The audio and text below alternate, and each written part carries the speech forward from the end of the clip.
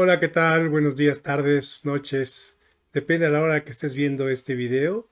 Vamos a trabajar sobre un tema que es el R&R no replicable utilizando precisamente Minitab, justamente como lo puedes ver aquí en el fondo de la pantalla.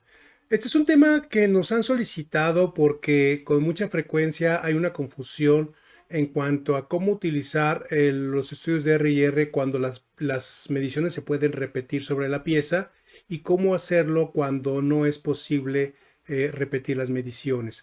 Entonces abordemos el tema y empecemos primeramente recordando qué es un estudio de R&R. R&R considera dos fuentes de variación principales, realmente son tres las que se toman en el estudio, pero las que analizamos, digamos, como factor crítico, digamos, como error, más que factor crítico, es la palabra correcta, como error de medición, son dos elementos de estas tres fuentes de variación, solamente serían dos. ¿Cuáles son?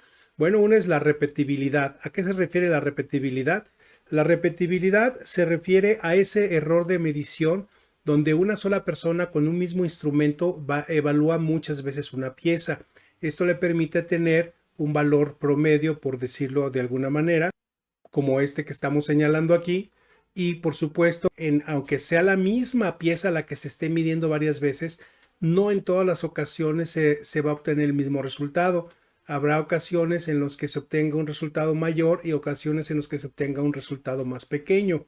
Repito, es el error en el cual una misma pieza se mide varias veces con el mismo instrumento y lo hace un solo evaluador. Entonces, esto nos da una dispersión. Esa dispersión es un error precisamente de falta de repetibilidad. Por eso este error se le llama error de repetibilidad. El otro error que se considera en el R&R, la otra R del nombre que lleva precisamente el estudio, es el error de reproducibilidad. Ahora, ¿qué consiste esto? Bueno, si yo hago que un evaluador, digamos, el evaluador mida la pieza varias veces, él va a obtener su promedio y su propio rango o dispersión. Hagamos lo mismo con el evaluador B. Entonces, si él mide la misma pieza que evaluó el evaluador A, pero la mide él con sus mismas habilidades, que no necesariamente son las mismas habilidades del evaluador A, él va a obtener su propio promedio y su propia dispersión de datos. Si metemos en la ecuación un tercer evaluador, digamos el evaluador C, va a suceder algo similar. No necesariamente el promedio del evaluador C deberá coincidir con el promedio que obtuvo el evaluador A o el promedio que obtuvo el evaluador B. De manera similar, también el evaluador C va a obtener su propia dispersión. Bien, ahora continuamos. ¿Dónde podemos aplicar o dónde debemos de aplicar el concepto de no replicable en un estudio de R&R? Bueno, básicamente hay dos escenarios posibles. Hablamos de pruebas destructivas. ¿Esto qué significa? Pruebas en donde realmente el espécimen con el que vamos a trabajar realmente se destruye. Ejemplos serían análisis en sustancias químicas en un laboratorio, como por ejemplo si esa sustancia tiene una reacción química, por supuesto, ya las condiciones no son replicables porque ya la reacción ya sucedió. Por ejemplo, un punto de inflamación de alguna sustancia, ¿no? Ensayos de ruptura en piezas mecánicas sería el concepto de piezas que se tienen que romper, como pruebas de tensión, soldadura, fuerza de desprendimiento de alguna unión soldada, de alguna unión engomada, pegada, lo que sea, ¿no? Entonces, en este escenario, las pruebas destruyen el espécimen que voy a evaluar. Entonces yo ya no puedo volver a utilizar el mismo espécimen. Hay otro escenario distinto que aplica también para el concepto de no replicable. Son todas aquellas pruebas de una sola oportunidad. Esto significa que no necesariamente vamos a destruir la pieza si estamos hablando de un componente mecánico, pero sí vamos a dañar la propiedad que quiero medir. Por ejemplo, el torque aplicado a un tornillo, la dureza de una superficie de una pieza cualquiera, su rugosidad o aspereza que la superficie pudiera tener.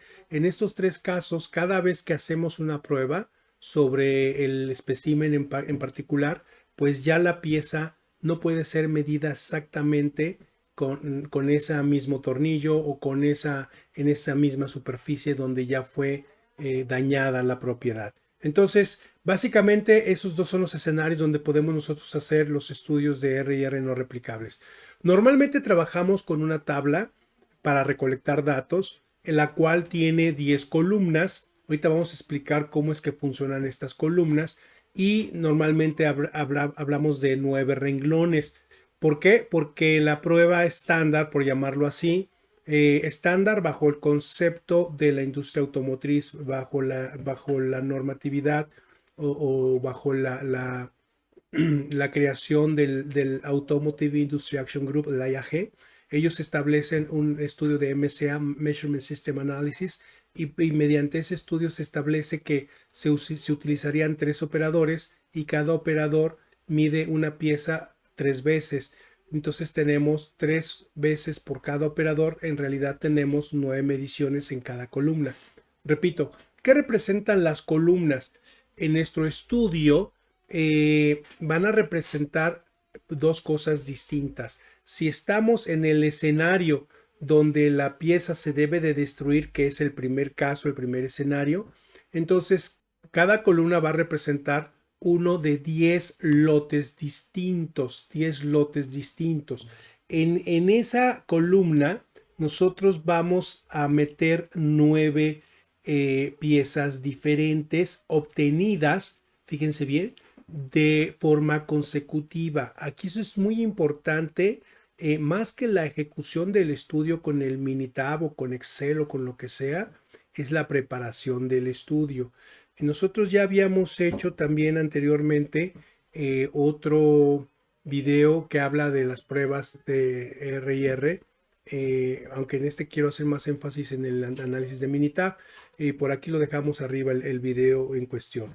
Entonces decíamos, cada columna va a representar un lote diferente. Lote diferente significa que vamos a tomarlo de diferentes días, pero dentro de cada lote voy a obtener al menos 9 piezas que se hayan generado de manera consecutiva. La idea entonces es que dentro de cada lote o cada columna, las 9 piezas que se van a destruir, al ser obtenidas de manera consecutiva, se supone que las condiciones de variación dentro de cada una de esas 9 piezas son muy pequeñas. Las condiciones de variación son las mismas condiciones de proceso, es lo que se trata de decir. Entonces se supone que sean piezas tan similares que no debería de haber discrepancia muy grande entre los resultados obtenidos entre esas 9 piezas. En otro lote distinto, obtenido en otro día distinto, con condiciones de fabricación muy diferentes a los lotes adyacentes, al lote anterior y a los subsiguientes lotes, se obtienen otra vez 9 piezas consecutivas. Repito, la idea es que entonces dentro de cada columna se trate de minimizar la variabilidad, pero entre columnas se trate de maximizar la variabilidad.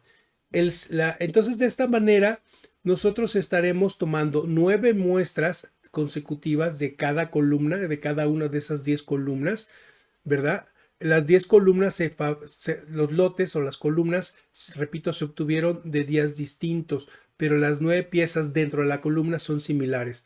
Vamos a asignar en orden aleatorio una de las 9 muestras, por decir algo, de la columna 1 del lote 1, y le vamos a pedir al evaluador A que haga su medición y entonces anotamos el resultado del evaluador A. Entonces decimos, si supongamos que obtuvimos de esta columna, sacamos aleatoriamente una pieza, la mide el evaluador A, en este caso el operador 1, y anotamos su resultado, ¿ok? A continuación lo que vamos a hacer es, como nos quedan 8 piezas porque ya se evaluó una, de las 8 piezas restantes que quedan de este lote, vamos a aleatorizar, sacamos una al azar y se la otorgamos al evaluador A, o en este caso evaluador 1, hace una segunda medición de piezas del mismo lote y obtenemos el resultado y lo colocamos en la casilla correspondiente, que es aquí en este lugar. Ahora nos quedan 7 piezas, aleatorizamos las 7 piezas y la que resulte seleccionada de forma aleatoria se la otorgamos nuevamente al operador 1 y evaluamos esa pieza y colocamos el resultado. Entonces en este momento el operador 1 ya evaluó, hizo 3 evaluaciones del mismo lote. Entonces al haber seleccionado de manera completamente aleatoria cualquiera de estas 9 piezas del lote 1, estamos evitando un sesgo en particular, ya sea que porque las piezas se obtuvieron en cierto orden, podría haber un pequeño sesgo en la secuencia en la que se obtuvieron, pero eso se mezcla para que ese efecto no sea considerado en el estudio. Luego nos quedan, de las 9 piezas, nos quedan 6. Entonces aleatorizamos otra vez las 6 piezas, seleccionamos una, se la damos al segundo evaluador y hace el mismo procedimiento. Así hasta que termine con sus 3 evaluaciones. Nos quedan finalmente 3 piezas, seleccionamos aleatoriamente una de esas 3, se la damos al tercer evaluador y anotamos. Una vez que hayamos terminado con el lote 1, entonces vamos a los siguientes lotes y procedemos de la misma manera. Les vamos seleccionando en una secuencia aleatoria las piezas correspondientes del lote 2, tanto al operador 1 como al operador 2 como al operador 3, y vamos llenando la columna número 2 y así hasta terminar. ¿Ok? De esta manera es como se podría hacer cuando la pieza, o cuando el espécimen, no la pieza, cuando el espécimen es destruido por completo. El segundo escenario corresponde a la situación donde la pieza físicamente, estamos prácticamente hablando de piezas mecánicas, no se va a destruir. Lo que sí se destruye es la propiedad que se va a medir. Hablamos de torque, dureza, rugosidad, por ejemplo. Aquí entonces la selección es un poco distinta, pero sigue el mismo principio básico del modelo anterior. Vamos a seleccionar 10 piezas que se hayan producido en días distintos. Entonces, esas 10 piezas, cada una de ellas sería una de las 10 columnas. Entonces, cada columna es una pieza en realidad. Cada columna en realidad es una pieza. Ahora, lo que vamos a hacer a continuación es que vamos a tomar, por ejemplo, la columna 1, la pieza 1, y vamos a marcar 9 zonas, 9 zonas. Las mismas 9 zonas se van a marcar en las restantes piezas. Recordemos que aquí cada columna es una sola pieza. Entonces, ¿por qué hacemos el marcado de 9 zonas? Porque nosotros estamos partiendo del supuesto que la propiedad que quiero medir, por ejemplo, el torque, pueden ser 9 tornillos distintos en el ensamble, pueden ser 9 zonas o cuadrantes distintas donde vamos a medir la dureza o donde vamos a evaluar la rugosidad, por ejemplo, ¿no? Se va a hacer la toma de la pieza 1, se selecciona la pieza 1 y aleatoriamente designamos una de las 9 zonas. Entonces, si por ejemplo resulta que es la zona 3, vamos a llamarlo así, pues se la damos al evaluador 1 y le decimos vas a medir en esta zona y nos vas a reportar el resultado de cuál es el resultado de tu medición. Entonces anotamos el resultado. Luego al operador 1 ya de la misma pieza 1, ¿verdad? Le quedan solamente 8 zonas. Entonces le volvemos a aleatorizar. Por supuesto, la zona 9 la descartamos en el proceso de selección porque ya fue medida y aleatorizamos solamente las 8 zonas restantes. Y entonces él nos va a decir, ok, salió la zona 6, la que sea, ¿no? Entonces se la asignamos y le decimos, mira, vas a medir en esta zona, que es la zona 6, por ejemplo, ¿no? Él mide y anotamos su segundo resultado. Y así, cuando llegue a la tercera oportunidad, le vamos a volver a decir, te quedan 7 zonas, ¿verdad? Que puedes tú elegir. Se selecciona aleatoriamente, se le dice, vas a evaluar esta zona, y entonces él evalúa esa zona en particular y anota su tercer resultado. Ya el evaluador 1 de la pieza 1 ya digamos, se consumió 3 de las 9 zonas. Nos quedan 6 zonas por seleccionar. Entonces le decimos al evaluador 2, vamos a seleccionarte una zona, aleatoriamente de las 6 restantes, le otorgamos una zona en particular de la pieza 1, él la mide y anotamos el resultado. Luego le asignamos otra zona, la mide y reporta el resultado y anotamos en su segunda oportunidad.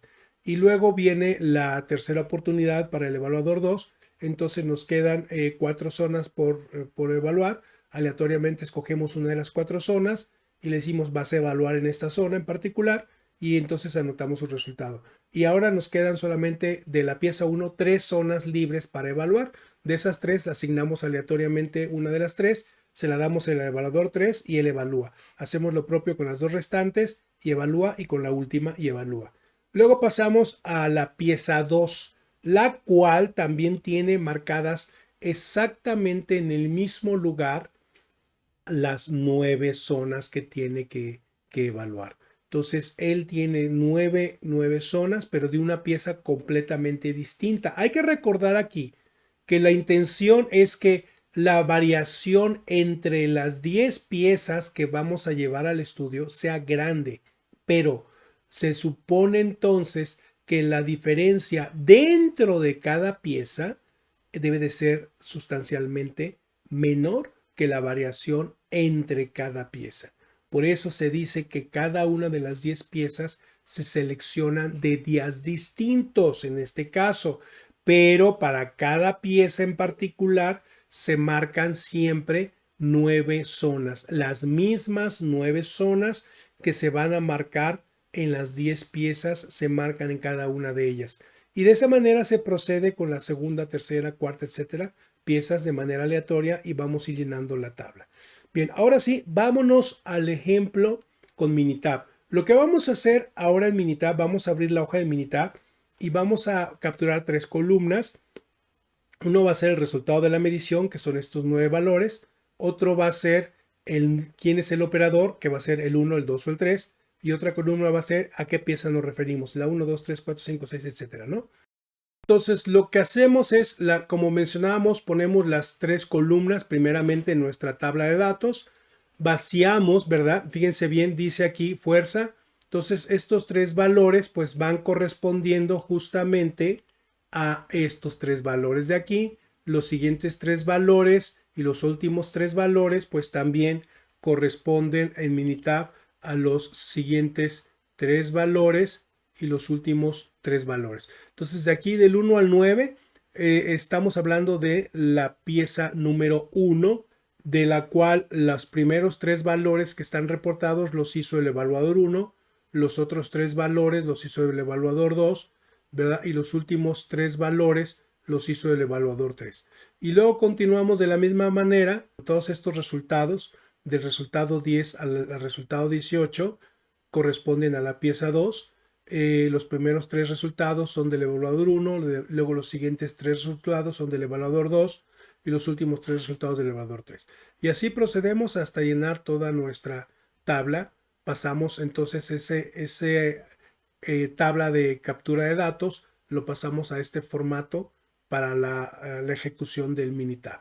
Bien, ahora lo que procede es que vámonos aquí con mucho cuidado a estadísticas, nos vamos a herramientas de calidad y aquí bajamos hasta donde dice estudio de medición y luego abrimos aquí con mucho cuidado. Hay 3 opciones para lo que es no replicables o piezas destructivas, ¿verdad? Vamos a escoger estudio de R&R del sistema de medición anidado, ¿ok? Anidado. Aquí dice que esto va a evaluar la medición del sistema de medición cuando cada operación no puede ser medida en todas las partes, es decir, no podemos repetir la medición. Eso es lo que queremos. Entonces escogemos anidado, ¿ok? Ahora entonces decimos dónde están los números de parte o los lotes. Me refiero a las columnas. Entonces eso está en la columna C2, ¿verdad? C2, que es la identidad de la pieza o del lote. Luego nos dice en dónde están los operadores. Los operadores están identificados como 1, 2, 3, 1, 2, 3 en la columna C3, ¿de acuerdo? O en la columna operador, da lo mismo. ¿Y dónde están los datos de medición? Los datos de las mediciones están en la columna C1 o columna fuerza, ¿ok? Entonces ponemos eso ahí y inmediatamente le decimos aceptamos, ¿ok? Entonces aceptamos y nos va a reportar pues algunos resultados que ahorita mismo vamos a revisar y vamos a analizar. Bueno, primero, lo que primero nos debe de interesar a nosotros es los resultados del estudio del sistema de medición que tenemos aquí en esta tabla, ¿no? Entonces, vamos a ir de abajo hacia arriba, vamos a explicar cada una de estas tablas en qué consiste. Bueno, y por supuesto, también vamos a revisar el reporte gráfico que también nos otorga el Minitab, ¿no?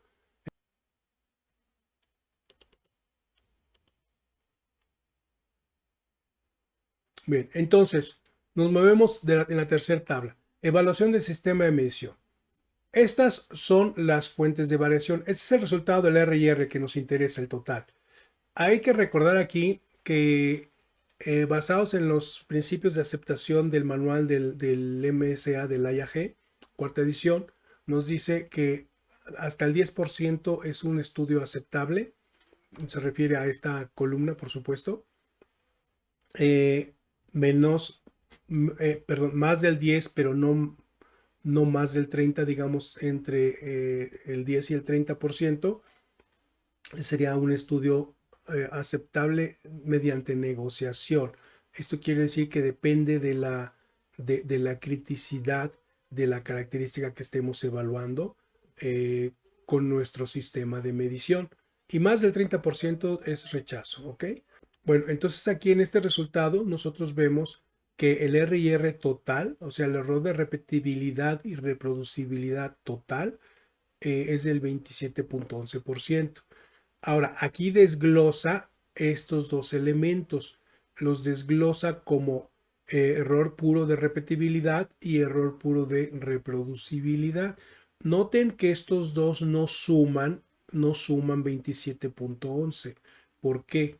Porque estos resultados estadísticamente están basados en el concepto de la desviación estándar. Y la desviación estándar no es aditiva, no se suma. ¿Ok?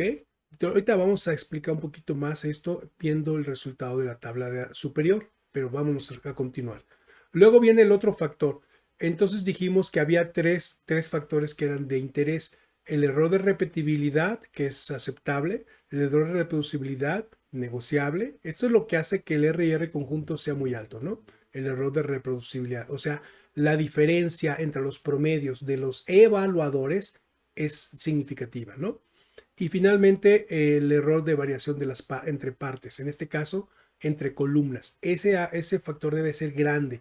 Recordemos, queremos maximizar la variación entre columnas. Lo dijimos cuando hicimos la explicación de la tabla en el muestreo. Entonces, si queremos maximizar la variación entre columnas, esta última renglón del resultado debe de ser un factor grande. 96% es muy bueno. Quiere decir que la variación entre piezas del proceso, ¿verdad? 96%, pues es casi la variación total observada del 100%, ¿ok? Ahora, número de categorías distintas, o sea, el número de categorías que el sistema de medición puede detectar. Eso también se le conoce como resolución efectiva del sistema de medición. Tiene que ver básicamente con dos cosas. Primero, con el error de repetibilidad y reproducibilidad y también con otro factor que no mencioné, que es la resolución nativa del sistema de medición. Entonces, si cuando el instrumento ya por fabricación tiene una resolución bastante aceptable, al menos el 10% de la variación que pretende medir del proceso, entonces tiene una resolución nativa muy buena, ¿no? Entonces, si la resolución nativa es grande, más del 10%, de entrada es una mala selección de equipo de medición y este resultado del 5 nunca se va a dar. Tiene que ser al menos 5. Entonces, este es un buen número, nos da el factor 5, ¿ok? Ahora vamos a la tabla de arriba. Son los mismos renglones de la tabla de abajo, si ustedes los observan, son los mismos renglones. Nada más que aquí estas contribuciones están dadas no en desviaciones estándar, sino en varianzas, ¿ok? Entonces aquí, por ejemplo, las varianzas estadísticamente sí se suman. Entonces todos estos dos factores sumados, ¿verdad? Nos dan el error de R y R total, pero no en desviación estándar, sino en varianzas, ¿ok? Entonces esto no es un elemento que nosotros usamos como elemento de toma de decisiones, pero no importa, a final de cuentas de aquí se obtiene esta tabla que está en la parte inferior, ¿ok? Entonces, bueno, ok, entonces nosotros vamos a revisar ahora esta tabla superior. Esta es la famosa tabla de ANOVA, la tabla de análisis de varianza, ¿ok? Entonces, ¿cuántos operadores teníamos? Teníamos 3 operadores. Entonces, los grados de libertad entre operadores sería 3 menos 1, 2, ¿ok? ¿Cuántas? Ok, esta es la interacción que hay entre piezas y operadores. Ok, entonces en este caso tendríamos en nuestro estudio había 8 piezas, 3 operadores. Entonces 8 menos 1 grados de libertad entre piezas sería 7. Ok, 7 por 3 sería 21. Ok, entonces tendríamos 21 grados de libertad, ¿de acuerdo? Para la interacción pieza-operador. Repetibilidad. Entonces, cada operador mide la pieza 3 veces. Entonces, 3 menos 1 sería 2, ¿ok? 2 por 3 operadores, 6 por 8 piezas, 48 grados de libertad en la repetibilidad, ¿ok? Y luego los grados de libertad totales, pues es la suma de estos 3 renglones, ¿ok? Bien, ahora, la suma de cuadrados es un cálculo complejo que hace Minitab. Voy a compartirles en la hoja de comentarios, en la parte de comentarios de este video, el mismo resultado que estamos viendo, la misma ANOVA que está aquí, en los mismos resultados de esta parte de la tabla, en un formato que se hizo en Excel, para que ustedes se den cuenta que no importa en qué calcules, si no tienes Minitab puedes usar esa hoja de cálculo, nada más que pues cambiando los datos, por supuesto, ¿no? Entonces se van a dar cuenta que son los mismísimos resultados que se obtienen.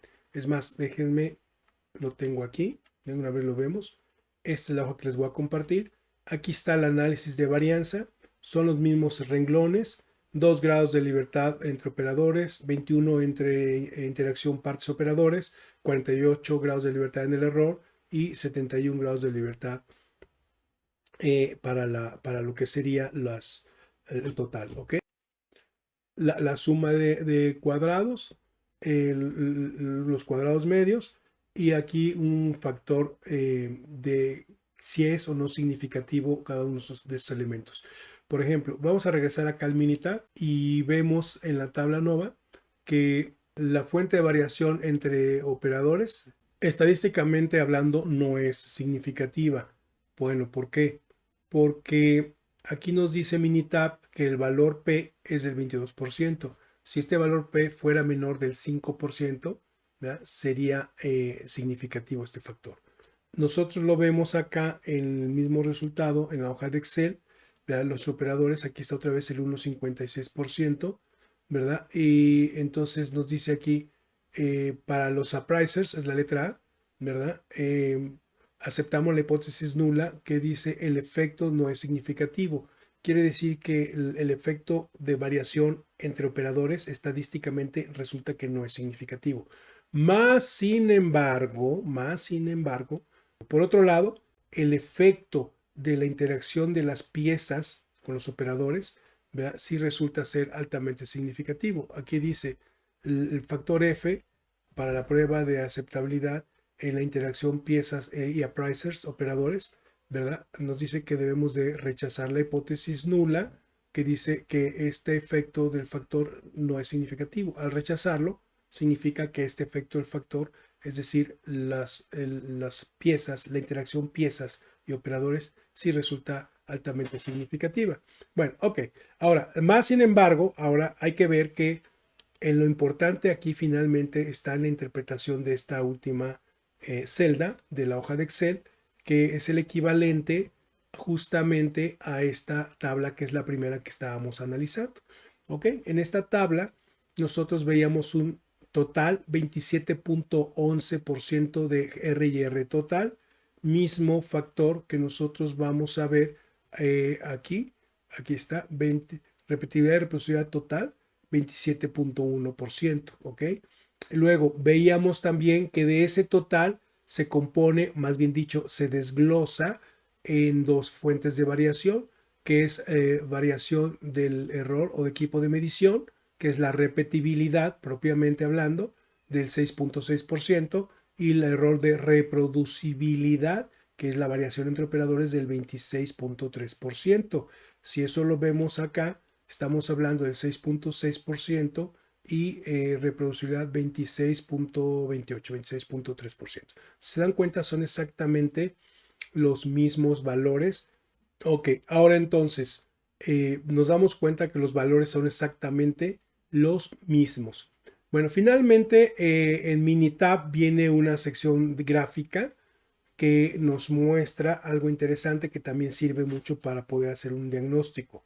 Por ejemplo, ya vimos que el error entre operadores es mayor del 10%, aunque estadísticamente hablando, ¿verdad? No alcanza a ser significativo. Ok, el que no sea significativo no quiere decir que no sea importante. Quiere decir que 27% según los criterios de aceptación del manual del MCA, pues sería negociable, ¿no? No es descartable, pero no es excelente tampoco, ¿no? Entonces, ¿cómo puedo darme cuenta quién de los operadores está teniendo ese sesgo? Bueno, veo algo aquí en esta gráfica. El punto central, si no hubiera error de reproducibilidad, entonces querría decir que esta línea estaría recta. O sea, el promedio del evaluador 1 sería igual, que no lo es, al promedio del evaluador 2 y sería igual al promedio del evaluador 3. Veo yo que gráficamente los promedios de los evaluadores 1 y 3 son similares, pero es diferente al promedio del evaluador 2. Esto no significa que el 2 sea el malo, solamente que él no es igual al 1 y al 3. El 1 y el 3 en promedio miden de manera muy parecida. No lo hace así el 2. Repito, eso no significa que el 2 sea el malo. A lo mejor los que son malos son el 1 y el 3, ¿ok?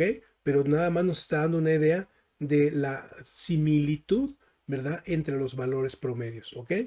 Luego, esta misma gráfica, viéndola desde otro punto de vista, yo veo aquí precisamente las 8 mediciones de los 8 columnas o los 8 lotes, ¿verdad? Del evaluador 1, del evaluador 2 y el evaluador 3. Yo noto que las gráficas se parecen bastante. Inclusive la del 1 y la del 3 se parecen muchísimo más que la del 2. Aquí es donde yo noto que en general el 2 tiene una tendencia a medir con un sesgo superior a lo que hacen el evaluador 1 y el evaluador 3. Esto nos puede dar una pauta. En particular, les comento un ejemplo práctico de alguna situación, precisamente en una medición de dureza. No es este el caso, pero era una cosa similar a lo que estamos viendo en esta gráfica, donde uno de los tres evaluadores tenía un sesgo significativo y constante, por supuesto, con respecto a sus dos compañeros. Y el punto es que el aparato con el que estaba leyendo era analógico, o sea, tenía carátula, y el evaluador en cuestión, el que tenía ese sesgo, él evaluaba con un error de paralelaje. Su estatura era notablemente diferente a la estatura de sus otros dos compañeros. Entonces ellos medían con la carátula viéndola de frente, mientras que el otro, que era más chaparrito, medía con la carátula viéndola en un cierto ángulo.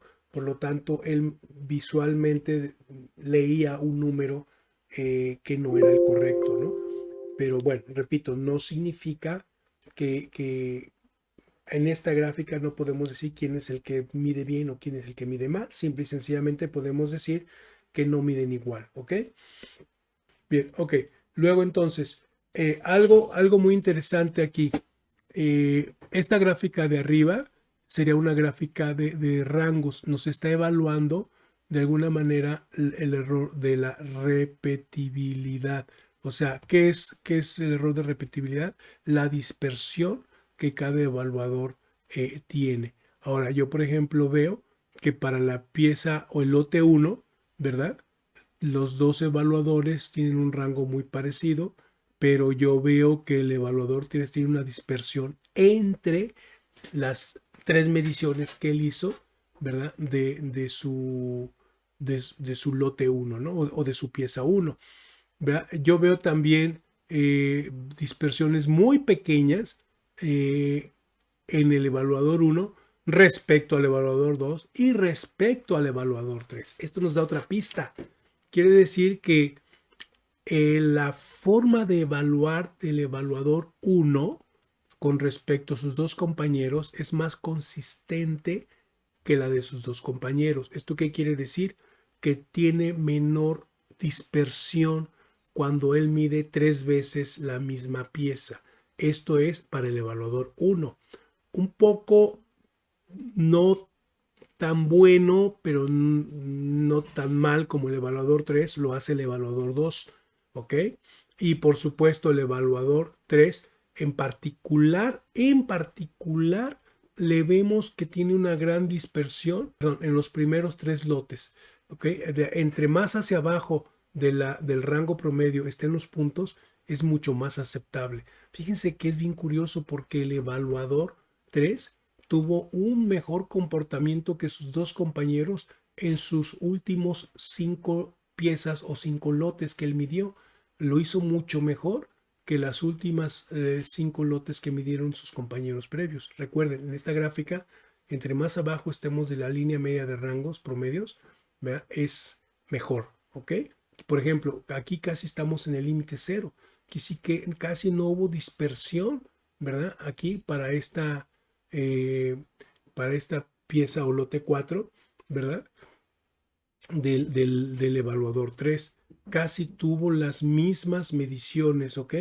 Del lote 4 del evaluador 3. Vamos a buscar esos datos para que constatemos de lo que estamos hablando, ¿no? ¿Ok?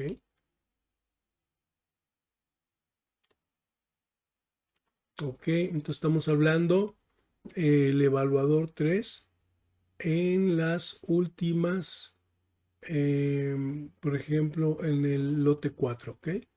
Ok, en la pieza 4, pieza 4, el evaluador 3. Fíjense bien, aquí están. Serían estas tres. Pieza 4, evaluador 3, 3502, 3496, ¿verdad?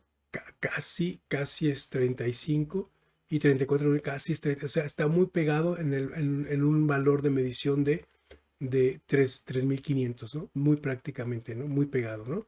Ok, por eso él nos dio aquí una pobre dispersión, o sea, muy similares sus tres mediciones, ¿no? Muy bien. Ok, entonces, conclusiones. No importa en qué software hagamos el cálculo, lo más importante para un estudio de R&R es entender el procedimiento de muestreo. Eso es realmente lo más importante para este tipo de estudios, el procedimiento de muestreo. Bien, si llegaste hasta aquí, te gusta este video, pues dale un like. Eso nos va a ayudar mucho a seguir informándote a ti y pidiéndole al algoritmo de YouTube que por supuesto esto es de interés para la gente y lo va a seguir publicitando, ¿no? Bueno, me despido, David Ricardo de Escolarium Academy Online y Calidad y Productividad Global. Hasta luego.